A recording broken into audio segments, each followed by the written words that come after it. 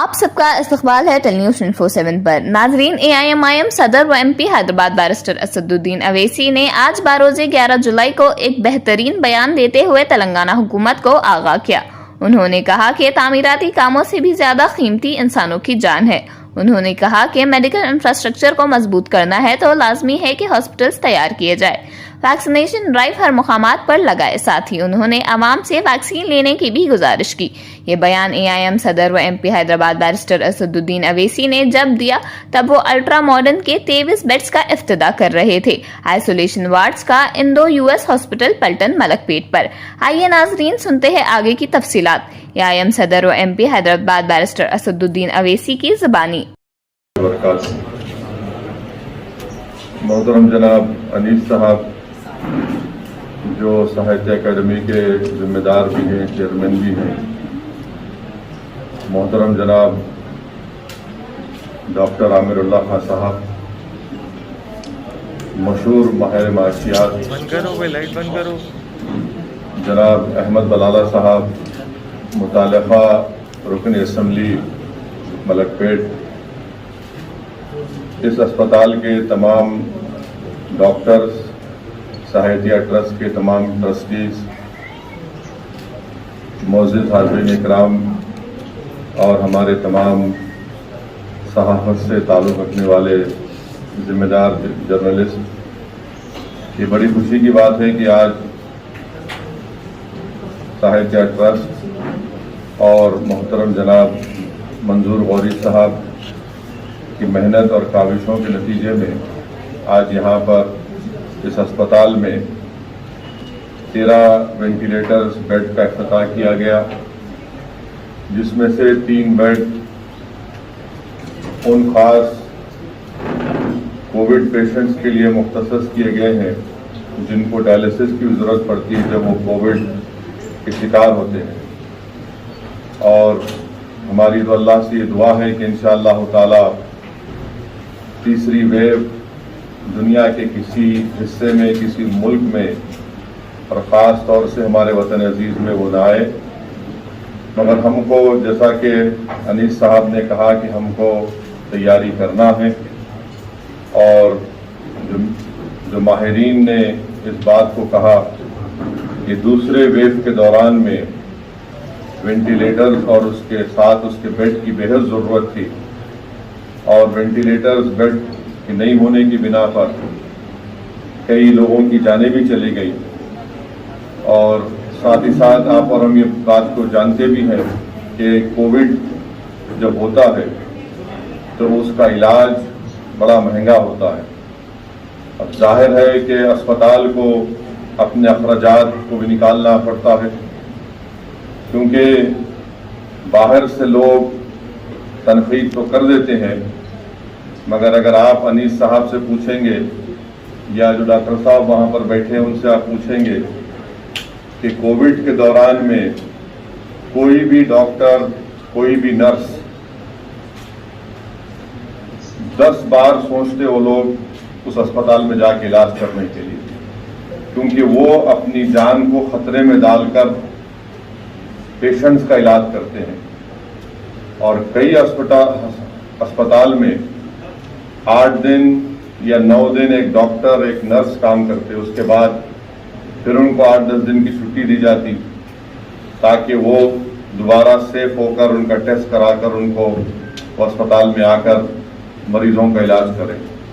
تو یہ بھی ایک بہت بڑا فیکٹر ہے جس پر غور کرنے کی ضرورت ہے، اور یقیناً جیسا کہ انیس صاحب نے کہا کہ ایک ریزنیبل پرائس رکھ کر کم سے کم پیسوں میں انشاءاللہ تعالی اس اسپتال میں یہاں پر اگر خدا نہ خواستہ، لاکھوں بار خدا نہ خواستہ تیسری ویو آتی ہے کووڈ کا، تو پھر یہاں پر اس کا انتظام کیا گیا ہے، اور اگر انشاءاللہ نہیں آئے گی تو بھی جو نارمل پیشنٹس ہیں جن کو ضرورت پڑے گی وینٹیلیٹر کی، ان کے علاج کے لیے، تو یقیناً میں سمجھتا ہوں کہ یہ بہت فائدہ مند رہے گا۔ اور اگر میرا حافظہ صحیح ہے تو آج سے کئی سال پہلے میں نے یہاں پر اپنے MP فنڈ سے بھی یہاں پر میرے خیال سے ڈائلسس کا ایک मेरे एमपी फंड से इस हॉस्पिटल यहाँ पे इस हॉस्पिटल को आपके मलकपेट में कहीं दिया मैं नहीं मालूम मेरे को, आप देखें। बहरहाल खैर ये बड़ा अच्छा काम यहाँ पर हो रहा है। और अनीस साहब, अगर आपको एमपी फंड, मेरे पास अभी लेटर आया है कि हैदराबाद एमपी फंड में अभी मैं कितने करीब 80 लाख या 1 करोड़ का प्रपोजल दे सकता हूँ। तो अगर आपको ज़रूरत है तो अगर आपको ज़रूरत है तो इंशाअल्लाह ताला आप बताइए। और किस चीज़ के लिए ज़रूरत है इक्विपमेंट, अगर मेरे पहले मालूम होता तो मैं पहले बोल देता था। मगर अभी मुश्ताक से कंफर्म किया मैं, तो वही मुश्ताक ये बोले कि गवर्नमेंट ऑफ इंडिया से जो मिनिस्ट्री ऑफ स्टैटिस्टिक्स है, जो एमपी लैट की इम्प्लीमेंटेशन की वजारत है, उनके पास से ये ख़त आया कि अभी 1 करोड़ के मैं प्रपोजल दे सकता हूँ। तो इंशाअल्लाह ताला आप बताइए और क्या आपको चाहिए इस अस्पताल को मजबूत करने के लिए। और इंशाअल्लाह हमारा फोकस यही होना चाहिए कि हॉस्पिटल्स पर हमको तवज्जो लेने की ज़रूरत है। इसीलिए जब मजलिस ने उस्मानिया हॉस्पिटल की नई बिल्डिंग की तामीर की बात की तो बहुत से लोग तनकीद किए कि आप पुरानी बिल्डिंग को तोड़ने की बात कर रहे हैं। मैं ये कह रहा हूँ कि हुकूमत उस्मानिया हॉस्पिटल में एक नई बिल्डिंग की ज़रूरत है, और जो लोग इसको मजलिस पर तनकीद करने का एक बहाना बना रहे हैं वो सरासर उनकी नाइंसाफ़ी है। वो उस्मानिया हॉस्पिटल के हालात से वाकिफ़ नहीं है। वो कभी भी गवर्नमेंट के हॉस्पिटल में जाकर इलाज ना करवाए, ना उनको मालूम वहाँ के हालात क्या हैं। मैं पिछले 26-27 साल से, जब से 94 में अल्लाह सुब्हाना व तआला के फज़ल व करम से अवाम ने मुझे बहैसियत रुकन असम्बली चारमीनार मुंतखब किया, मैं उस्मानिया को देख रहा हूँ और दिन ब दिन उसकी हालत ख़राब होती जा रही है। नई बिल्डिंग की ज़रूरत है। अगर यहाँ पर इस अस्पताल में 13 वेंटिलेटर लगाए गए, आप अंदाज़ा लगाइए कि उस्मानिया हॉस्पिटल में सालाना 90,000 ऑपरेशन होते थे, आज वहाँ पर सिर्फ 40,000 45,000 ऑपरेशन हो रहे हैं। हेरिटेज बचाना है बचाइए आप, मगर अगर जान बचाना है, इलाज करवाना है, कम से कम पैसों में इलाज करवाना है, तो फिर ये फैसला हमको करना पड़ेगा। और हम हुकूमत को किसी भी तरीके से ये कहकर निकलने नहीं देंगे कि नहीं आप लोग हेरिटेज की बात कर रहे हैं। हेरिटेज है, बचाइए, हमको इसको एतराज नहीं, मगर हेरिटेज के नाम पे अगर नई बिल्डिंग नहीं बनाएंगे, वहां पर कम से कम 20 lakh square feet buildup area की जरूरत है। और जो लोग मजलिस की मुखालिफत कर रहे हैं वो नादान है, हकीकत को जानते नहीं है, जमीन से कोई कनेक्शन नहीं है लोगों का। क्योंकि ना तो वो कोविड में अवाम के दरमियान थे, ना वो अवाम की तकलीफ को समझ सकते हैं, ना वो अस्पताल चलाने वालों की तकलीफ को समझ सकते हैं। आजकल क्या हो गया कि बस फेसबुक पे बैठो, एक 4 मिनट का वीडियो गलाजत का निकाल दो, मैं बहुत बड़ा कौम का गाजी बन गया। काम जमीन पे क्या होता है, कैसे होता है, किस तरह से उसको तकलीफ उठाना पड़ता है, वो हमको देखना है। जो वरंगल की जेल को तोड़ के चीफ मिनिस्टर वहां पर 2-2 टावर बनाएंगे, और ये तो दारुल हुकूमत है। उस्मानिया सबसे पुराना मेडिकल कॉलेज है पूरे मुल्क का, सारी दुनिया में सारे लोग उसके डॉक्टर्स फैले हुए हैं। जब हम जाकर बलाला साहब जानते हैं कि हम जाकर डॉक्टर्स से मुलाकात किए तो कई डॉक्टर्स वहां पर आकर बोले कि सर हम लोग यहाँ पर किडनी ट्रांसप्लांट करते, हार्ट ट्रांसप्लांट करते, हमारे पास लिवर ट्रांसप्लांट होता है, हमारे पास लंग ट्रांसप्लांट करने की भी हमारे पास एक्सपर्टीज है। मगर आप देख नहीं रहे हैं। आप लोग सिर्फ उस्मानिया एक हॉस्पिटल नहीं है, निलोफर उस्मानिया के तहत आता, MNJ कैंसर हॉस्पिटल उस्मानिया के तहत आता, नामपल्ली का उस कोरंटी उसके तहत आता। तो ये सब चीजें हमको देखना है।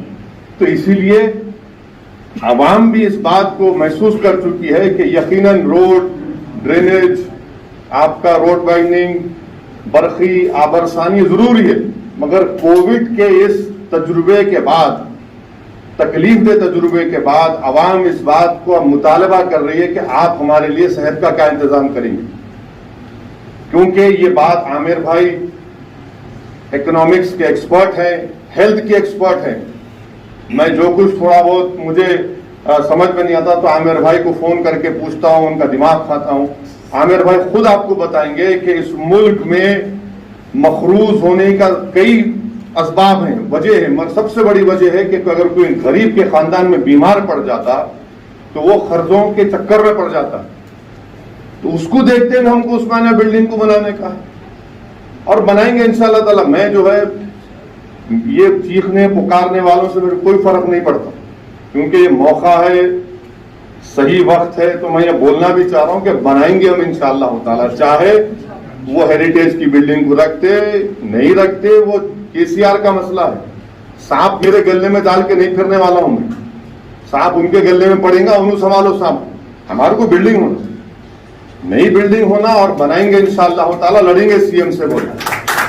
इसमें अहमद पाशा कादरी साहब और जाफरी साहब जाकर हेल्थ सेक्रेटरी जनाब रिजवी साहब से ही बात की, तो रिजवी साहब भी बोले कि हाँ साहब ये आपका प्रपोजल है। हाई कोर्ट में भी 2 केसेस हैं, एक अब परसों हाई कोर्ट बोल दिया आप तय करो, बोल हाई कोर्ट खुद बोल दिया तय करो उसको, क्योंकि ये समझना है हम और हम कराएंगे इंशाअल्लाह ताला। मैं कोई वो इस तरह का सियासतदान नहीं हूं कि खाली वाह वाह थालियों के फैसले लूंगा, हम लेंगे फैसले, लेंगे, सख्त होंगे, आवाम को समझाएंगे। और गरीब जानता है इस बात को, जो लोग अस्पताल का बेड नहीं मिलने की वजह से जो अपने अजीजों को, अपने वालिद को, अपने बीवी बच्चों को खो दिए, वो मेरी बात को समझेंगे। जो कोई नहीं खोए उनको समझ में नहीं आता, उनको तारीख में रहना है, जाके तारीख में रहो। मैं तारीख बनाना चाहता हूं और बना कर रहूंगा इंशाअल्लाह। तो मेरी आप तमाम से गुजारिश है कि इस तरह के फलाही काम करने वाले इदारों को हम तमाम को इनका साथ देना है, इनको मजबूत करना है, और अगर कुछ भी नहीं कर सकते तो उनके लिए दुआ करना है। अगर आप तनकीद करना चाहते तो आप कुछ करो, फिर बनाओ, ऐसा इस तरह बनाओ, बना के दिखाओ। मगर यहाँ पे क्या है कि बस खाली तनकीद करना हमारी जिंदगी का मकसद है, तो करो तनकीद आप, मगर आप पीछे होते जा रहे। सियासी एतबार से, समाजी एतबार से लोग इस चीज को कबूल करने को तैयार नहीं है। और आखिर में मैं आपसे अपील कर रहा हूं कि 3rd वेव को अगर रोकना है तो वैक्सीनेशन करवाना जरूरी है, वैक्सीनेशन करवाना जरूरी है। और ये पूरे डॉक्टर्स की मौजूदगी में मैं जबान खोल रहा हूं, मैं माफी चाहता हूं गलत बोल रहा हूं तो। डेल्टा वेरिएंट सबसे डेंजरस है, अगर वो डेल्टा वेरिएंट शुरू हो गया तो 2nd वेव से ज्यादा मुजीर साबित हो सकता, खुदा ना खास्ता हो। और उससे बचने का एक ही तरीका है कि आप अपना वैक्सीनेशन करवाइए, अपने घर वालों का, अपने काम करने वालों का, अपने दोस्तों का, सबका वैक्सीनेशन करवाइए। और ये जो हमारे दिमाग में बात बैठी हुई है कि अगर वैक्सीनेशन कराए तो बच्चा नहीं होता, ना बच्चा पैदा कर सकते, मेरे भाई तुम जान बचाए तो बच्चा पैदा होगा ना, तुम्हारी जान नहीं बचेगी तो कहां का बच्चा पैदा करेंगे तुम। तो पहले जान बचाओ, ये शरीयत का हुक्म भी है कि जान बचाओ। और ये बोला नहीं वो लगाने से किसी को मैग्नेट नहीं कर रहा, वो पैसे चिपक रहे। अरे मेरे को समझ में नहीं आया, हमको नहीं चिपक रहे पैसे, तुम्हारे कहां चिपक रहे? हम तो सियासतदान है ना, हम तो पूरे तनकीद का, हर गुनाहों का, अरे बुराइयों का मुंबा है हमारे मुखालिफिन के लिए। नहीं देखो उन्हें लगा उसको चिपक रहा, अरे बाबा कोविड चिपक गया तो फिर पैसा भी निकल जाता जेब में का। इसलिए वैक्सीनेशन लगवाइए, तरगीब दीजिए। अब तो गवर्नमेंट की तरफ से आपको वैन्स भी निकले हैं, आप कर मोबाइल वैन से प्लीज करवाइए, खुदा के लिए करवाइए, इसमें जरा सी भी कोताही मत करिए। आप समझिए इस बात को कि बहुत से लोगों को हमने खोया है, बहुत से लोगों को हमने खोया है, इसका अंदाजा भी नहीं है। आप कब्रिस्तान जाकर देखिए या शमशान घाट जाकर देखिए, पूछिए वहां पर कितने लोगों को हमने खोया। जितने लोग आज यहाँ पर बैठे हुए हैं या जितनी लोग मेरी बात अब टीवी पे सुनेंगे, आप अपने दिल पे हाथ रख के मैं आपसे सवाल कर रहा हूं, आप बता दो कि क्या आप किसी एक आदमी को जानते जो कोविड से मारा? सब बोलेंगे हाँ मैं जानता हूं। सब बोलेंगे मैं जानता हूं, जानते हैं तो फिर करवाइए ना, वैक्सीनेशन लीजिए, वैक्सीनेशन लेना जरूरी है, इनको बचाइए, डॉक्टरों को भी बचाना है। आपको मालूम इस मुल्क में ऑफिशियली 1400-1500 डॉक्टर मर गए, एक एक डॉक्टर को तैयार होने के लिए 8-10 साल लग जाते। वहां पे आप बैठे हुए हो, डेक्कन मेडिकल कॉलेज के माशाल्लाह पढ़े हुए हैं, 10-12 साल की मेहनत के बाद वो आते हैं। अगर 1500 डॉक्टर का इलाज इंतकाल हो गया तो इसका मतलब है हम और 10 साल 8 साल पीछे हो गए। इसलिए इन डॉक्टरों को बचाने के लिए, नर्सेस को बचाने के लिए, अपने पूरे माशरे को बचाने के लिए वैक्सीनेशन लीजिए। अस्सलाम वालेकुम व रहमतुल्लाहि व बरकातहू।